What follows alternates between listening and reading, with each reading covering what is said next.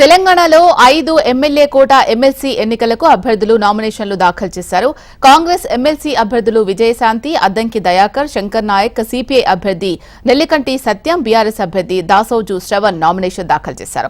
కాంగ్రెస్ అభ్యర్థుల నామినేషన్ కార్యక్రమంలో సీఎం రేవంత్ రెడ్డితో పాటు మంత్రులు పాల్గొన్నారు. బీఆర్ఎస్ అభ్యర్థి దాసోజు శ్రవణ్ నామినేషన్ కార్యక్రమంలో ఆ పార్టీ వర్కింగ్ ప్రెసిడెంట్ కేటీఆర్, మాజీ మంత్రి హరీష్ రావుతో ఆ పార్టీ సీనియర్ నేతలు పాల్గొన్నారు.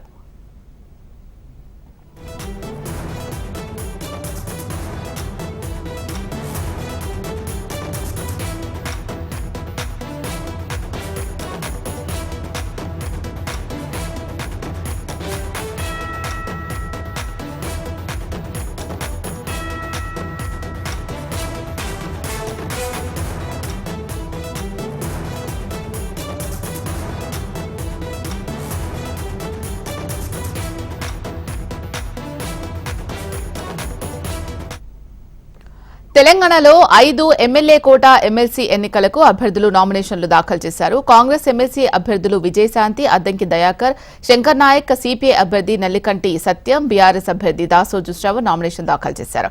కాంగ్రెస్ అభ్యర్థుల నామినేషన్ కార్యక్రమంలో సీఎం రేవంత్ రెడ్డితో పాటు మంత్రులు పాల్గొన్నారు. బీఆర్ఎస్ అభ్యర్థి దాసోజు శ్రవణ్ నామినేషన్ కార్యక్రమంలో ఆ పార్టీ వర్కింగ్ ప్రెసిడెంట్ కేటీఆర్, మాజీ మంత్రి హరీష్ రావుతో ఆ పార్టీ సీనియర్ నేతలు పాల్గొన్నారు.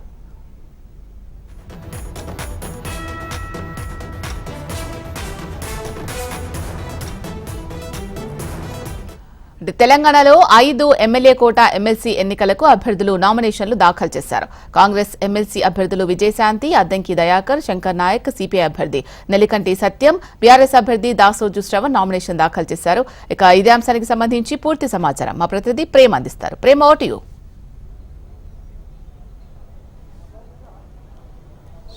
కొద్దిసేపటి క్రితమే అసెంబ్లీలో 5 ఎమ్మెల్యే కోట ఎమ్మెల్సీ స్థానాలకు నామినేషన్ దాఖలు చేశారు. ఇటు కాంగ్రెస్, సిపిఐ, బీఆర్ఎస్ 3 పార్టీలకు సంబంధించినటువంటి ఎమ్మెల్సీ అభ్యర్థులు కొద్దిసేపటి క్రితం నామినేషన్ దాఖలు చేశారు. ఈ నామినేషన్ దాఖలు కార్యక్రమంలో కాంగ్రెస్ పార్టీకి సంబంధించి ఏదైతే ఇటు అద్దంకి దయాకర్, విజయశాంతి, శంకర్ నాయక్ ఈ 3 ఎమ్మెల్సీలుగా దాఖలు చేసినటువంటి నామినేషన్ దాఖలు కార్యక్రమంలో సీఎం రేవంత్ రెడ్డితో పాటు డిప్యూటీ సీఎం, మంత్రులు, ఎమ్మెల్యేలు, కాంగ్రెస్ సీనియర్ నాయకులంతా ఈ నామినేషన్ దాఖలు కార్యక్రమంలో పాల్గొన్నారు. ఇక సిపిఐకి సంబంధించి జాతీయ కార్యదర్శి నారాయణతో పాటు సిపిఐ రాష్ట్ర కార్యదర్శి కూనంనేని, మాజీ ఎమ్మెల్యే, దాంతో పాటుగా పల్లా వెంకటరెడ్డి వీరంతా సీనియర్ నాయకులంతా ఈ నామినేషన్ కార్యక్రమంలో పాల్గొన్నారు. ఇక బీఆర్ఎస్కి సంబంధించి వర్కింగ్ ప్రెసిడెంట్ కేటీఆర్తో పాటు బీఆర్ఎస్కి సంబంధించినటువంటి ఎమ్మెల్యేలంతా దాసోజు శ్రవణ్ నామినేషన్ కార్యక్రమంలో వారు పాల్గొనడం జరిగింది. ఇక కాంగ్రెస్ పార్టీకి సంబంధించి సామాజిక సమీకరణల దృష్ట్యా 3 సామాజిక వర్గాలకు ఈ అవకాశం ఇచ్చింది. కాంగ్రెస్ పార్టీ ఒకటి ఎస్సీ, ఎస్టీ, బీసీ 3 సామాజిక వర్గాలకు కూడా అవకాశం కల్పించింది. దాంట్లో అద్దంకి దయాకర్ దళిత సామాజిక వర్గం నుంచి, ఇటు బీసీల నుంచి విజయశాంతి పేరు ఖరారు కాగా, ఇక ఎస్టీల నుంచి శంకర్ నాయక్ అవకాశం ఇచ్చింది కాంగ్రెస్ పార్టీ. మొదటి నుంచి కూడా అద్దంకి దయాకర్ అయితే కాంగ్రెస్ పార్టీ తుంగతుర్తి నియోజకవర్గం నుంచి ఎమ్మెల్యే స్థానాన్ని తాను వదులుకొని అటు మందుల సామెలకు సహకరించి వారి గెలుపులో కీలక పాత్ర పోషించారు అద్దంకి దయాకర్. అయితే మొదటి దఫాలో మీనాక్షి, నటరాజన్ వచ్చిన తర్వాత 3 విభాగాలుగా చేసింది కాంగ్రెస్ పార్టీని. మొదట అయితే పదవుల కోసం ఉన్న వాళ్ళలో మొదటి నుంచి పోటీ చేయని వారు, టికెట్ను త్యాగం చేసిన వారికి మొదటి దఫా అవకాశం కల్పించాలని, మరొక వైపు మిగతా సీనియర్లుగా ఉన్నవారికి 2వ దఫా అవకాశం కల్పించాలని, మిగతా పార్టీల నుంచి వచ్చిన వారికి 3వ దఫాలో అవకాశం కల్పించాలని చెప్పి మీనాక్షి నటరాజన్ భావించారు. దాంట్లో భాగంగానే అద్దంకి దయాకర్కు మొదటి దఫా టికెట్ త్యాగం చేసిన భాగంగా వారికి టికెట్ కేటాయించారు. ఇక శంకర్ నాయక్ విషయంలో మొదటి నుంచి ఇటు పార్టీ డీసీసీగా పనిచేస్తున్నారు ఉమ్మడి నల్గొండ జిల్లా నుంచి. దాంతోపాటుగా జిల్లాలో ఉన్నటువంటి సీనియర్ నాయకులైనటువంటి ఉత్తమ్ కుమార్ రెడ్డితో పాటు జానారెడ్డి పార్టీ కోసం వారు 20 ఏళ్లుగా పనిచేస్తున్నటువంటి వారికి అవకాశం కల్పించాలని చెప్పి వీరిద్దరు కూడా ఇటు పార్టీపై, ప్రభుత్వంపై ఒత్తిడి తేవడంతో శంకర్ నాయక్కు అవకాశం వచ్చింది. ఇక విజయశాంతి మొదటి నుంచి తెలంగాణ ఉద్యమంతో పాటు మహిళ, కొంత మండలిలో ఇటు కౌంటర్గా అటు ప్రభుత్వంగా ఉన్న ఎమ్మెల్సీల విషయంలో మండలిలో కొంత తక్కువగా ఉంది కాంగ్రెస్ పార్టీకి సంబంధించినటువంటి సంఖ్య.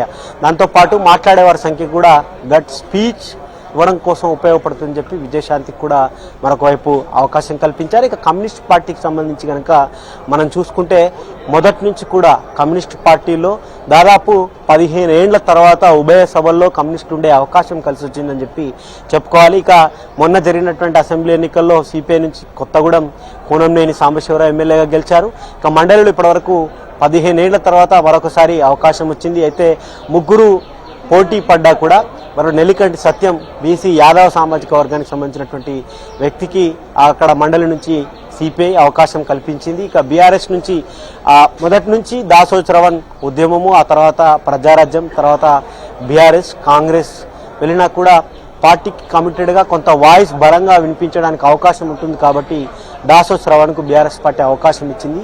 ఈ విధంగా ఇక ఇప్పటివరకైతే బీఆర్ఎస్తో పాటు సిపిఐకి సంబంధించినటువంటి వారి ఎమ్మెల్సీ నామినేషన్ అయితే దాఖలు చేయడం జరిగింది. ఇక కాంగ్రెస్ పార్టీకి సంబంధించి అయితే ఇంకా మరికొద్ది సేపట్లోనే పూర్తి కాబోతుంది.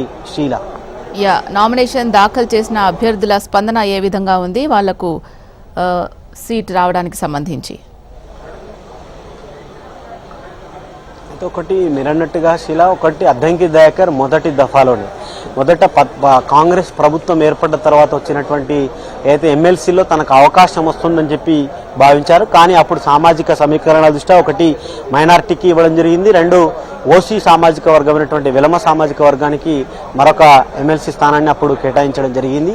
ఇక ఇప్పుడు ఈ దఫా ఖచ్చితంగా వస్తుందని చెప్పి మొదటి నుంచి లిస్టులో ఉన్నారు, భావించారు.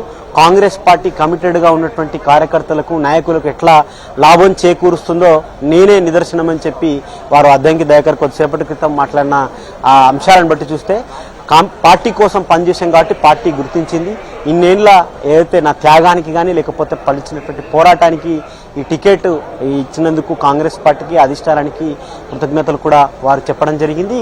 మరొకటి శంకర్ నాయక్ విషయంలో ఎస్టీ సామాజిక వర్గం నుంచి ప్రభుత్వం ఇప్పటివరకైతే మంత్రివర్గంలో చోటు కల్పించకపోయినా వచ్చిన దాంట్లో ఉమ్మడి నల్లగొండ జిల్లా నుంచి ఇప్పటికే ఒక ఎస్సీ సామాజిక వర్గం నుంచి అద్దంకి దయాకర్కి అవకాశం ఇచ్చినా మరొక మారు తనకు అవకాశాన్ని ఇవ్వడం, అది లంబాడా నుంచి అవకాశం ఇచ్చినందుకు ఇటు పార్టీకి ప్రభుత్వానికి కూడా వారు కృతజ్ఞతలు తెలిపారు. ఇక విజయశాంతి మొదటి నుంచి ఉద్యమాన్ని, తెలంగాణ ఉద్యమము, ఆ తర్వాత పార్టీ స్థాపన తెలంగాణ ఉద్యమం కోసం, తెలంగాణ రాష్ట్రం కోసం వారు పార్టీ ఏర్పాటు చేయడం, ఆ తర్వాత కాంగ్రెస్ విలీనము జరిగినటువంటి పరిణామాలను గుర్తు చేసుకుంటూ ఇచ్చినందుకు అధిష్టానానికి కూడా వారు కృతజ్ఞతలు తెలిపారు. ఇక ఈ సిపిఐ నుంచి మొదటి నుంచి పార్టీని అంటిపెట్టుకొని పనిచేస్తున్నటువంటి కార్యకర్తలకు ఏదైతే అవకాశం ఇవ్వడం ఒక కమ్యూనిస్ట్ పార్టీలతో సాధ్యమవుతుందని చెప్పి మరొకసారి నిరూపించుకుంది. దాంట్లో భాగంగానే నెల్లికంటి సత్యంకు ఎమ్మెల్సీ స్థానాన్ని ఇవ్వడం కూడా వారు నాకు అవకాశం ఇచ్చినందుకు ఇటు కమ్యూనిస్ట్ పార్టీకి సహకరించినందుకు కాంగ్రెస్ పార్టీకి కూడా వారు కృతజ్ఞతలు తెలిపారు. Sheela, right. Thank you Prem.